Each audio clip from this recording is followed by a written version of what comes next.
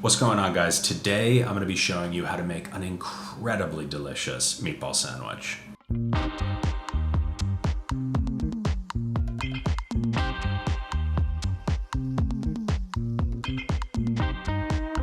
When I set out to make this video, I didn't realize just how tasty this was going to be. And honestly, when I finally got a chance to taste it, I was a little upset.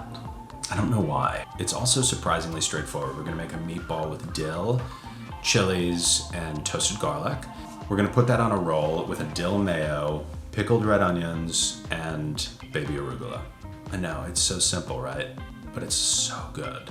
We're gonna start with the meatball, and then I'm gonna show you what is by far the best way to make a mayo, aioli, emulsion, whatever you wanna call it. This is the way to do it. We're gonna do some light pickling, and then we feast. Also, if you watch to the end of the video, I'm gonna talk a little bit about sandwich theory. What is that, you ask? You'll find out. Meatball first. Chop up a cup of dill leaves, nice and fine. Grab your favorite chili. I went with a red finger. Remove the seeds and rib and mince about 2 tablespoons of it. We're using 3 pounds of ground pork. Looks like 85-15 to me, but I'm not a scientist. If pork isn't your thing, you could sub chicken, turkey, or veal. Toss in your dill, your chili, and a bunch of toasted garlic. Like seriously, a lot. If you need a refresher on how to do that, I'll throw up a link to a short video, which should have you covered. Add a tablespoon and a half of kosher salt. She's gonna need some egg. I personally prefer to use just the white in my meatballs. You're gonna get all of the albumin that you need to bind it and none of the lecithin and fats, which are not necessary. Mix it very thoroughly.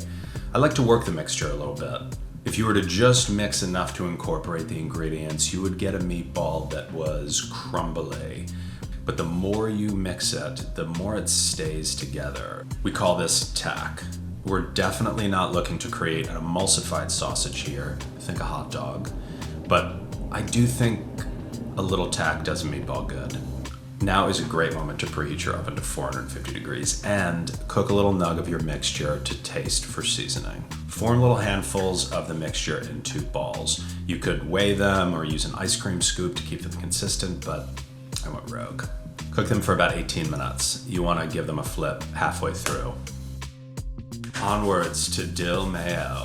I am using a dill oil that I made in a previous video. Link up above. But if you want to keep it simple, just use grapeseed instead and add a lot of chopped dill. 3 ounces lemon juice, 1 ounce Dijon, 3 yolks into your food processor. Turn it on. Drizzle in 3 cups of oil. If you haven't used the dill oil, you will need to add about a tablespoon of salt as well. The recipe for this is a really good baseline for a thick sandwich mayo. Pickled red onions. You could slice it with a knife or use a mandolin.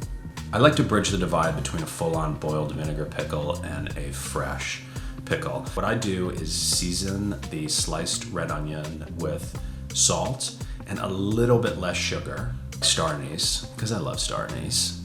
Stir it up until it starts to form its own sort of sauce around the onions. Cover it with plastic wrap and set it aside for about 30 minutes. Once that's done, you can put it into your finished container and cover it in red wine vinegar. This should be ready to go in about an hour. I've decided to use a potato roll for this sandwich because it adds something that this sandwich otherwise lacks. More on that in a minute. Mayo on both sides. Throw your smashed meatball on there. Baby arugula and pickled red onions. It is done. So when you're trying to build out a new sandwich, what you're looking to identify are the elements that you need to add in order to make the sandwich delicious. They contain something creamy. They contain something with a little bit of chew. They contain a crunch.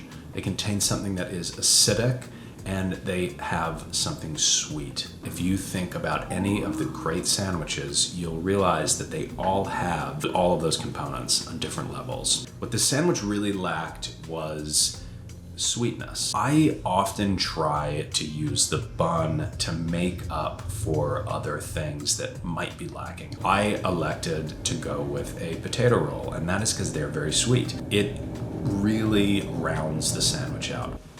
I am ready to taste this. What the